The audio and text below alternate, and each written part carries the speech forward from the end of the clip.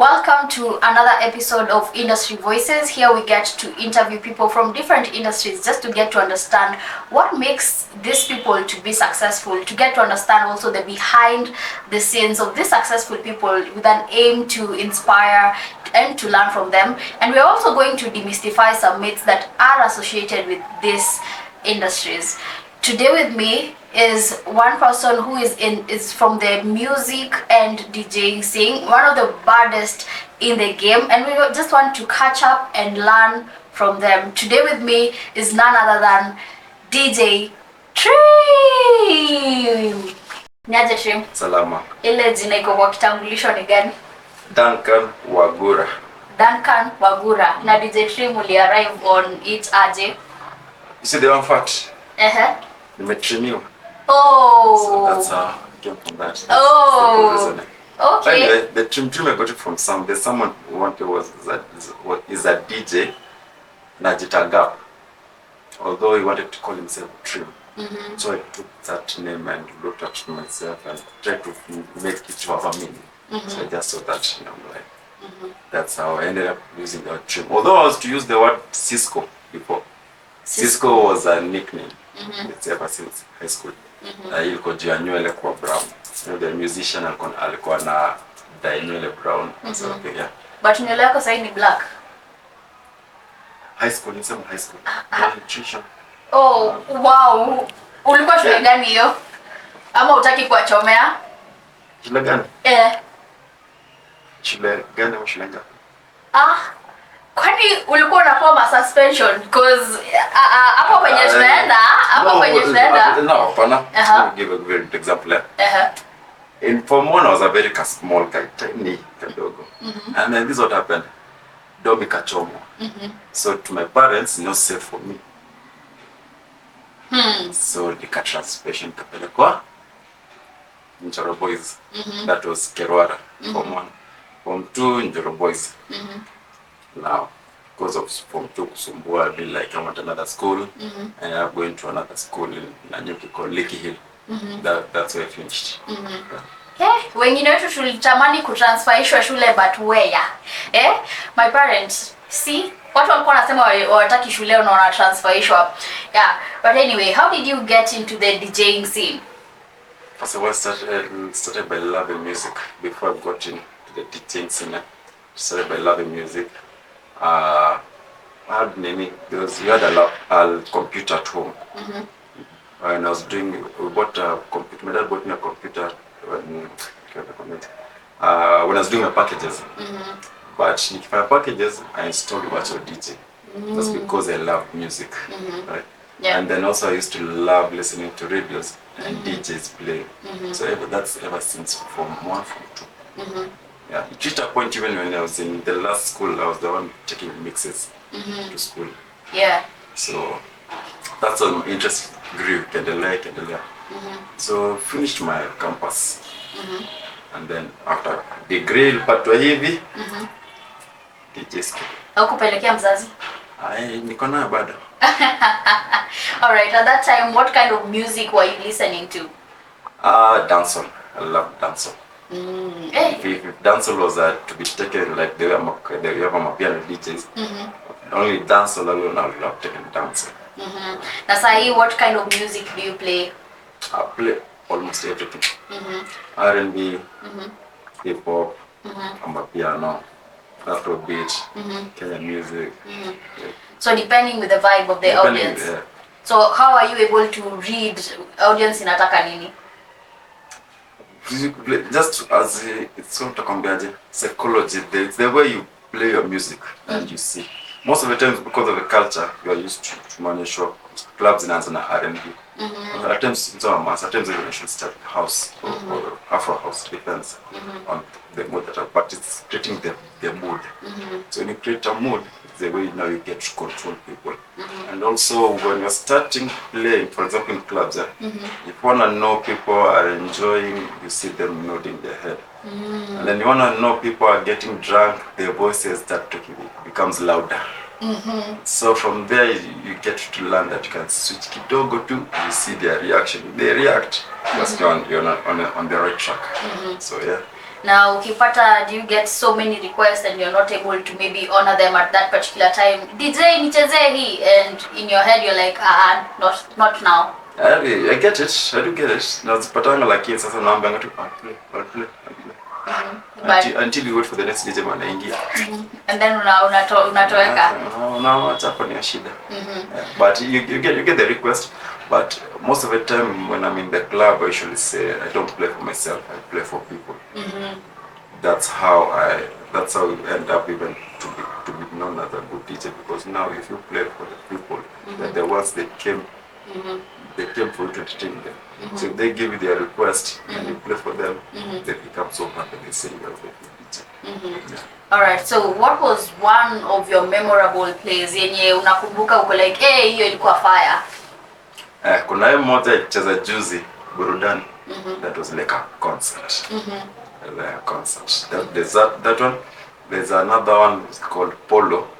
That one I liked it because the person who gave me that gig was underrating me.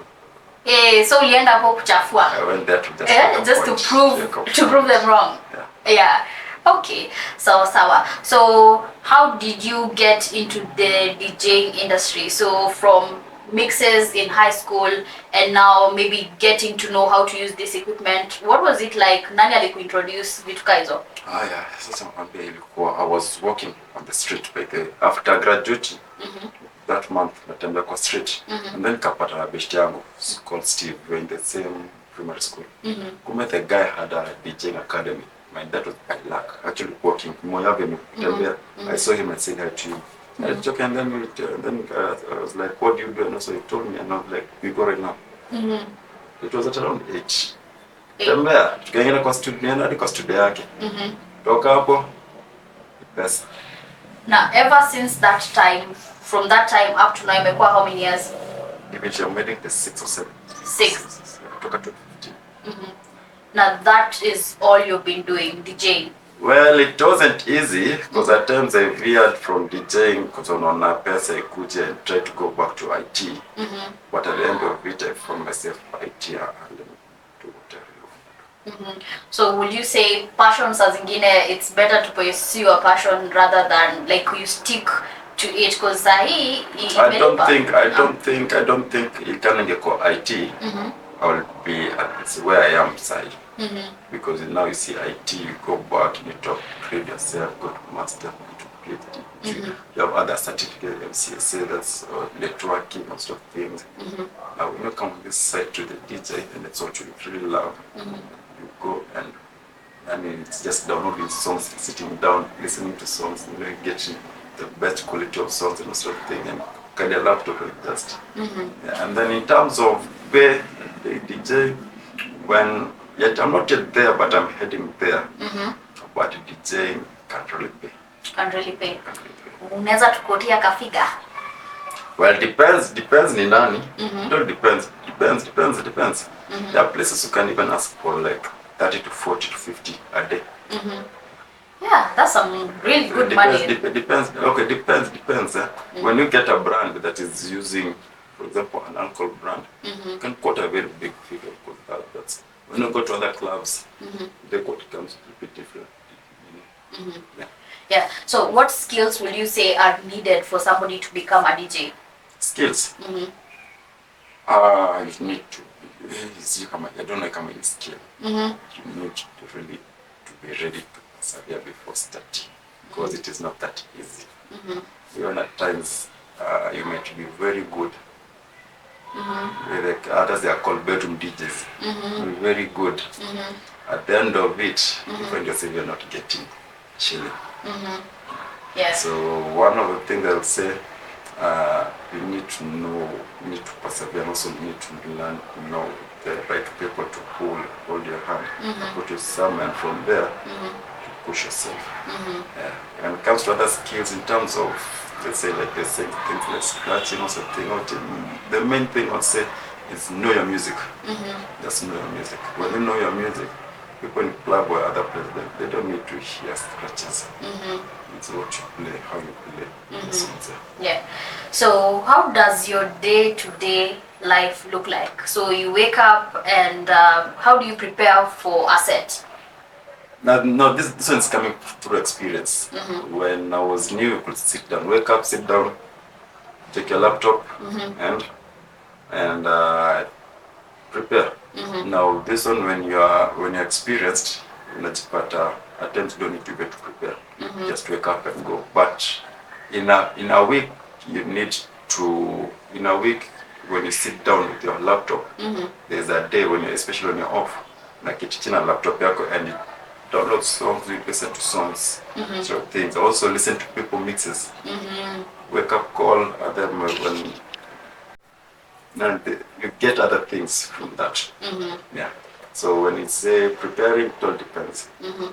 There are times you just wake up, like for example, the other day when I went to Burudani, I prepared on my laptop. Yeah. All my songs on the laptop. But I could try to connect the machine. It refused. So I had to take someone else's laptop and use it. So now there you get disoriented, but you need to know your songs, and that's what I was saying. It comes, there tends to come with experience. Yeah, and I can also tell flexibility and adaptability, because imagine at that moment to get freeze to, it means then nothing could have happened on that particular day. Okay, so who do you look up to in the DJing scene? When it was starting, when I was starting, I really love Deejay John. There's a day when I went to Milan and listened to him. That was him. The other person I look up to, this one I would say is DJ Styles. And the reason I'm saying DJ Styles because of the way he has trained some of the DJs. I've seen it through his hands, and they have really become they're really good at what they do. Even the other day I was telling a certain teacher, I would love to go just to DJ Styles and teach me everything. Whatever you guys have been shown, I love that. So even at your level, you're also seeking mentorship. You need to. You are somewhere. You learn each and every day is a learning. You need to learn. So right now, are you mentoring some young people? Yeah. Paying it forward. Yes, I have a boy called Sydney. We work with him. Even when I go somewhere, we go with him.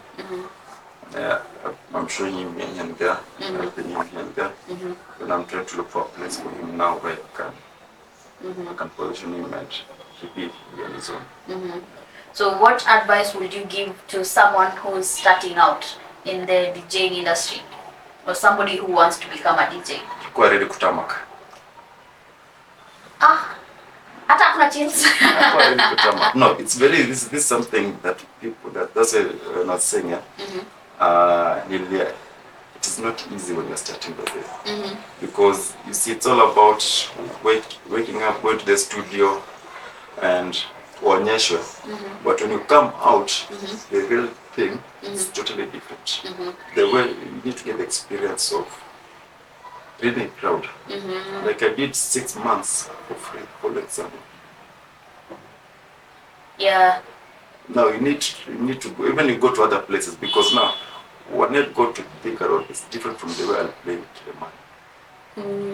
When you go to West Coast, it will be different from when you go to play in Kitengela.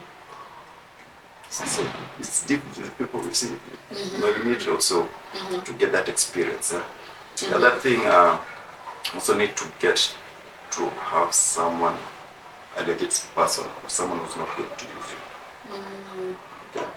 So, and also when you're following someone, don't be dependent on that person. Also you yourself. Now it's because of I'd followed someone at some point, it reached a point to an extent I was like, it's not benefiting. It's if I DK.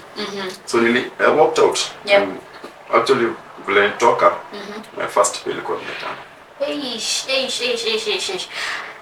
Okay, I wanted to say I'm quitting, but hello boss. 500 like 500 or 500. 500 bob. Oh, okay. Oh, I thought we put like big, 500 bob on a Wednesday. Yeah. Thursday 500 bob. Friday 1,000. Saturday 1,000. Sunday 500. So when, like, what was it like in that moment where you knew I now have to spread my wings and go solo? Like I can't keep being in this umbrella. I solo because still you can't push those people away, because even them they have their own connections. For example, kikutia kazi ya nje, you need to have someone utakuja kushikilia you rush. When you go to that nini. When that your kazi ingine, maybe you'll find it's paying and it has more money. But slowly, that's what I was saying, you need to turn up because it reached a point, even my best friend aliniambia mimi nateseka sana, rudi 18. That time pia there's a girl I was dating and the same statement. Rudi 20. Like, you know, there, my dad, mom, do you ever think of going back to 18? Then eventually to because of just wanting what you want started to yeah. So that goes to show when you actually persevere and keep at it, eventually it pays. Eventually, yeah. All right, so how do you keep up to date with the current trends and also knowing this is the latest song, so people need to hear to this music or feel this vibe? One at times when kama utakalia laptop yako, people come and tell you, have you heard this song?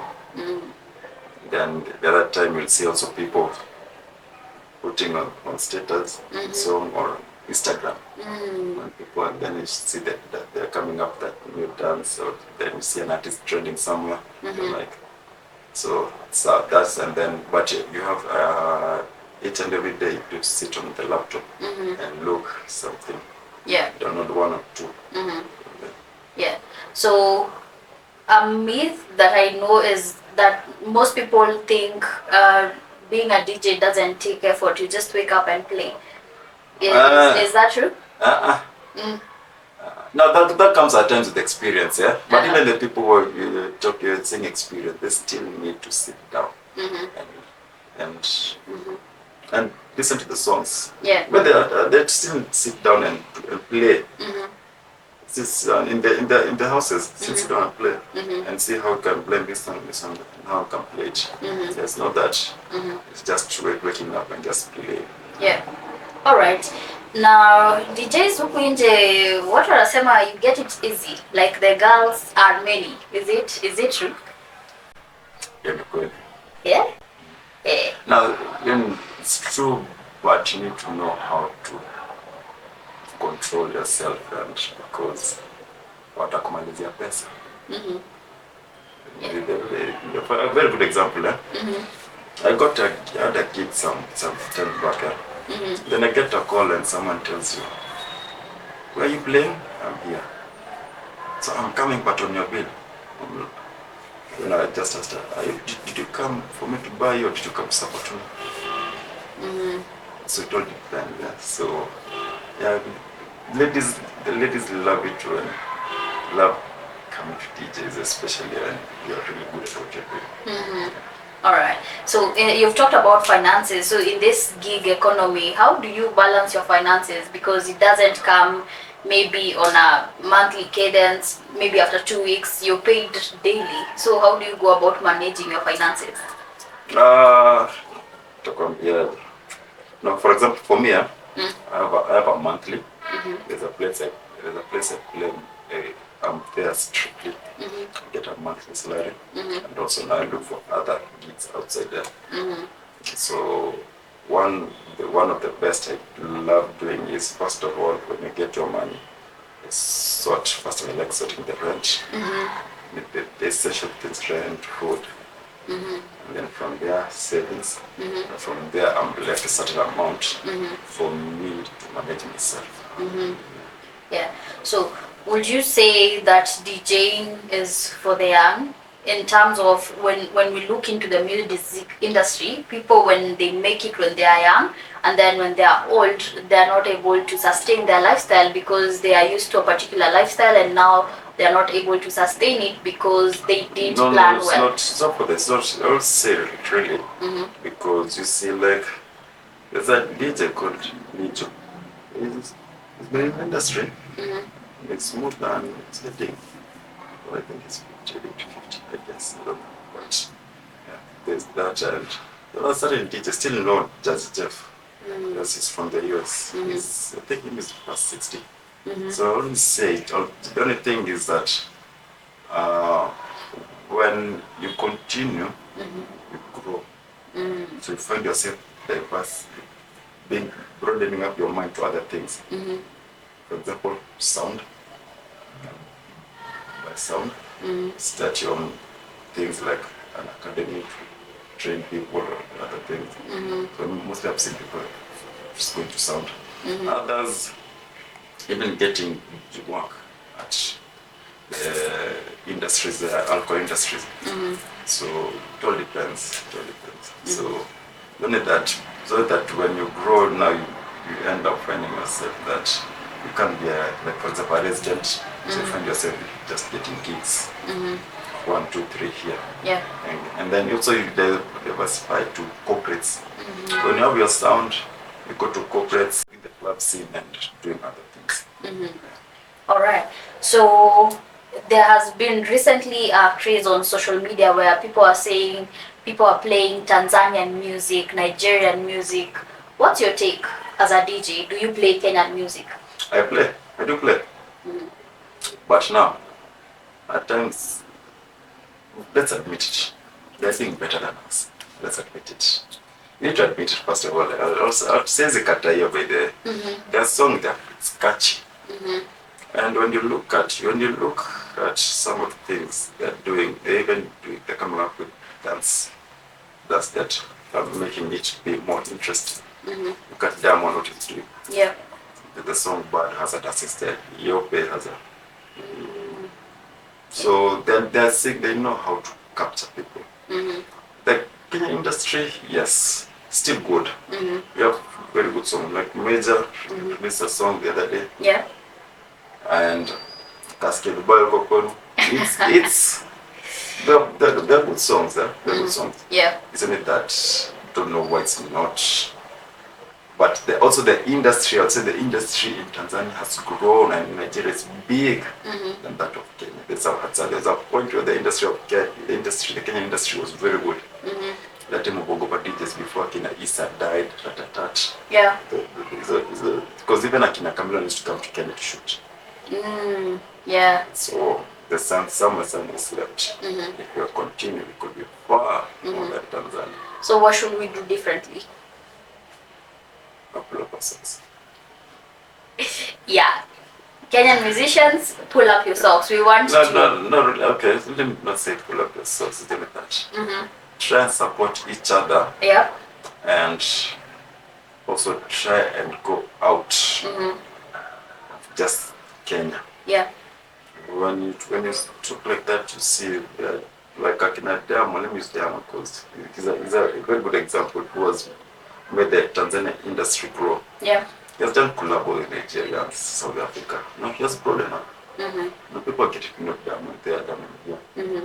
Did songs that as a collabo with someone from Rwanda. When it goes to Rwanda, it's a big hit. Yeah. When it comes to Kenya, it's a big hit. Mm-hmm. So, yeah. Well, now, first of all, what saidia nini huku alafu mkitoka pole pole, but also it's only that there are people who have really done their best. So this so calligraph them on level there.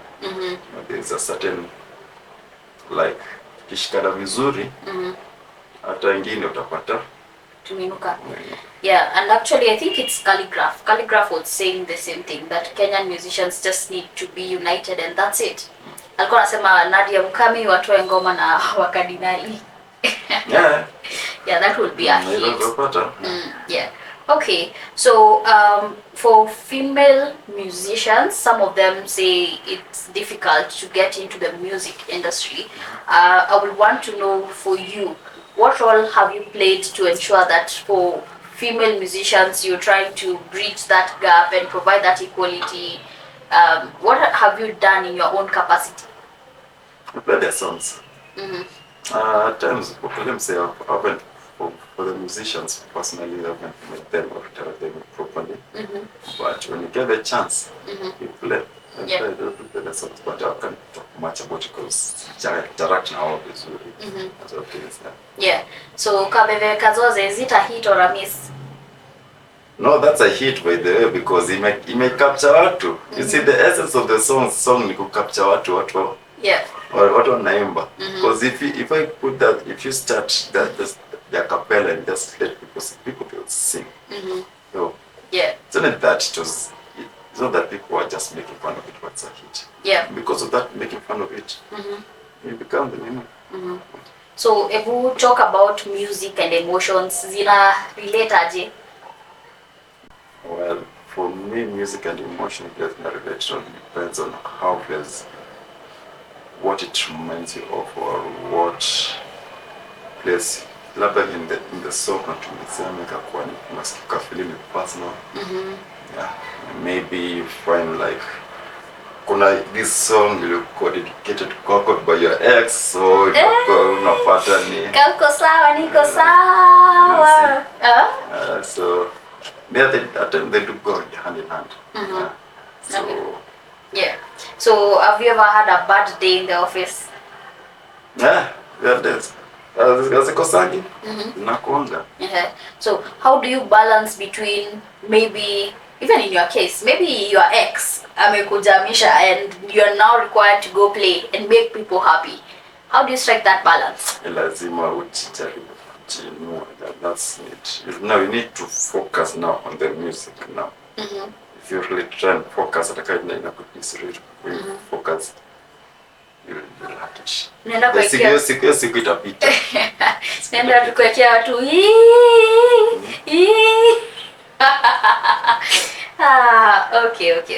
okay. And back to the topic of equality. What's your take on female DJs? Well, female DJs, well, tutakwambiaje sasa.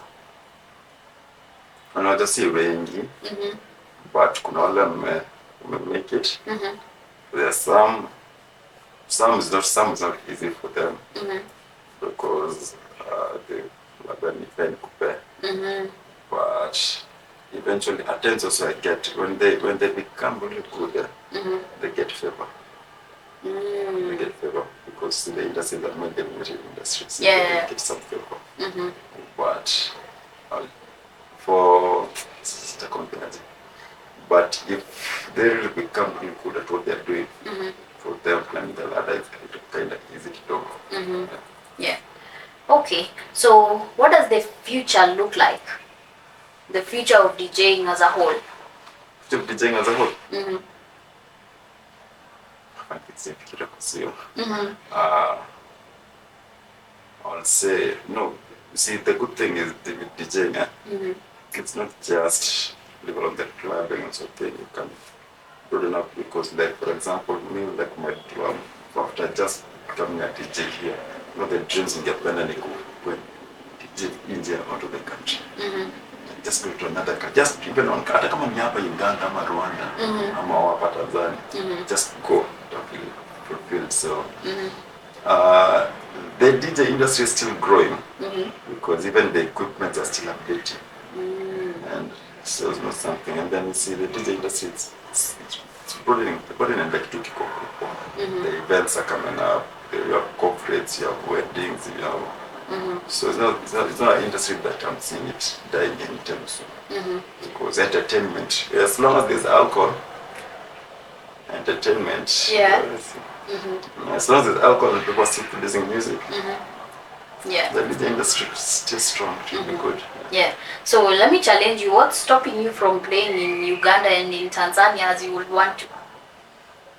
I haven't met the right people who will take me. Okay. The other thing is, I've met the right people, even club owners, right? But also I don't know if it's the logistic of going there, or for me to take me out of here to take me there. Because it's flight. Flight you need to post me, and then still pay me. Yeah. And see, because they in they out here when I'm still around. There's some things. So yeah, so it's not. So I think maybe that's what they should look at. But still, I should say, as the way persevere for Kapapianiko, I'm not losing hope. I know it will come. Yeah. Yeah, and that day we will be here to celebrate it. I'll represent my country properly. Tunaifanya properly. Yeah. Okay, so Sawa, so even maybe as we wind up, you've talked about expanding and going global and getting to play in such areas. Uh, we have seen with the internet, things have opened up. You see, with TikTok, we have rising stars. People are making it big just by exploring the internet. And even you mentioned about the wake up call. Sometimes people just wake up and yeah, you have DJ Grouchy on the mix. So, what would you say we can take advantage in this day and age? To grow. Yeah, using the global spaces that we have. Well, also on that also is not that easy for you. Grouch has been in the industry for the longest time, by the way. Honestly, there was a time he was at K24. Yeah. I remember him at K24.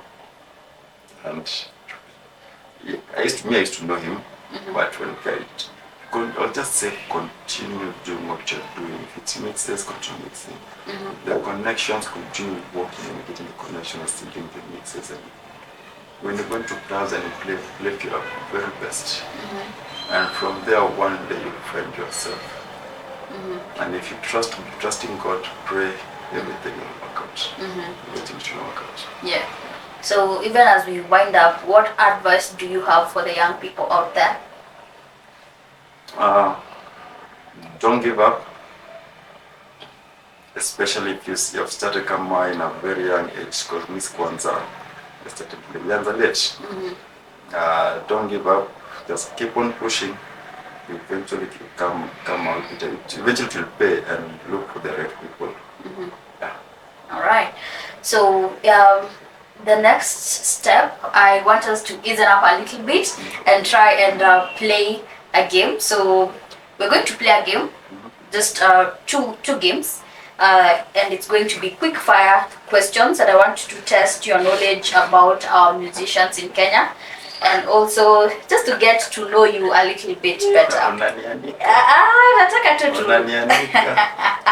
Okay, so a game that we're going to play is this or that, just to get to know your preferences on things. So Twitter or Threads? Twitter. Okay, so exploring other new genres of music or sticking to your signature style? Exploring. Okay. DJ as a passion or as a full-time career? It's both. That's both. That's passion, that's full-time. Okay, live instruments or purely digital mixing? There's the DJ sets or the DJ sets. The text, that's what the live. That's what you use. Oh, okay.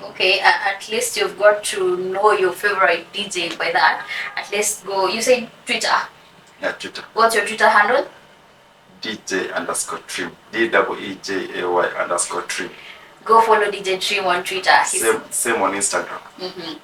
Alright, so Sawa. So I want to just maybe two, and I want you to tell me who these musicians are. So I'm going to say their real name, and you're going to tell me who they are. So who is Henry Ohanga? Yeah, it's Octopizzo. Yes. Alienda majuu. Yes, ningekwambia. Okay. Ian Oure Okwemba. Kwa majina ni Yani. Yani. Oh, okay. Clearly. Okay. Yeah, I did some research. Yes, Yeah, ni sikutafuta watu unajua. I went for those that nawajua lakini sijui majina zao.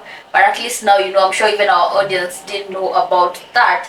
So also in line with that, what music are you vibing to right now? Amapiano. Huh? Oh, well, I like Amapiano. Okay, so I just want us to talk about things that are currently happening in our country.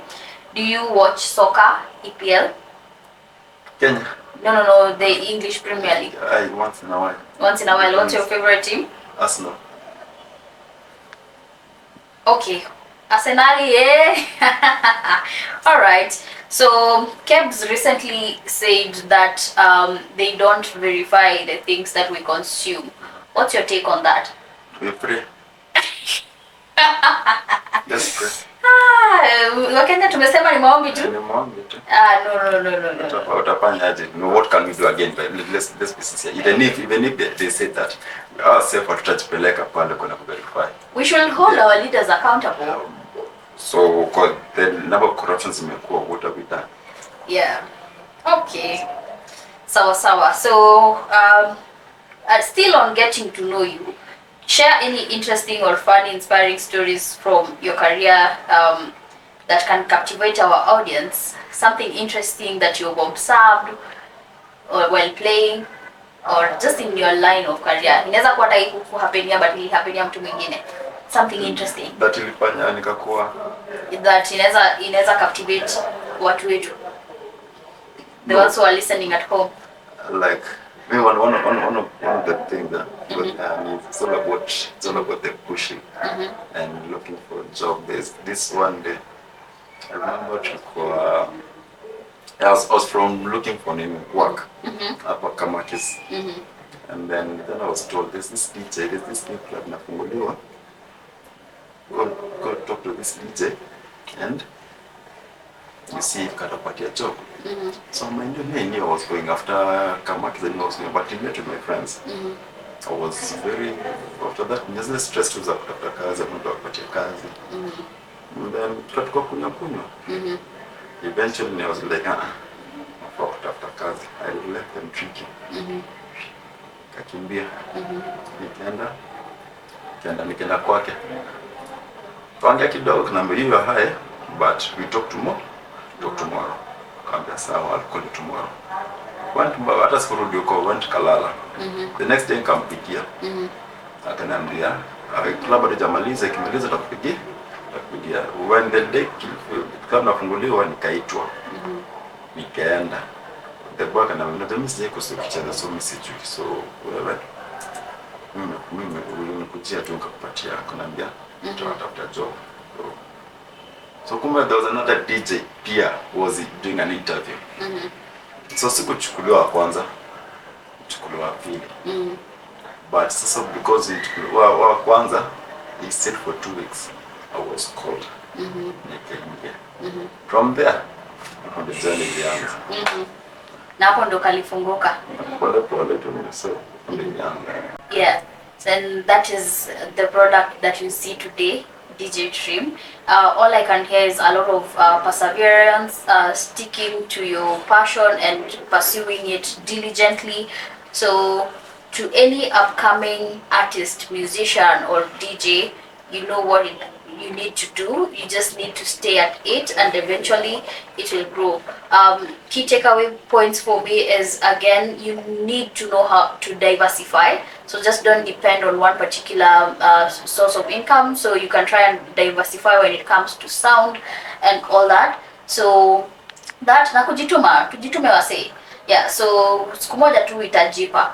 Alright, so even as we wind up this show, I want to thank DJ Trim for showing up and honoring this invite. I truly appreciate. I have learned a lot about the DJing industry and all that, and I hope that you've learned something too. So even as we wind up, I would want to ask any upcoming projects. Where are you playing at next? Where can people find you? Plug yourself. Find me at Gemini, Kilimani Ad Life. Each and every Tuesday I'm at Antica. And then follow me on my social, you'll be seeing me, I'll be going other places. Alright. You have any questions for me? Nothing. Alright. Asante pia. Alright, shukran. I truly appreciate it. Asante. Okay.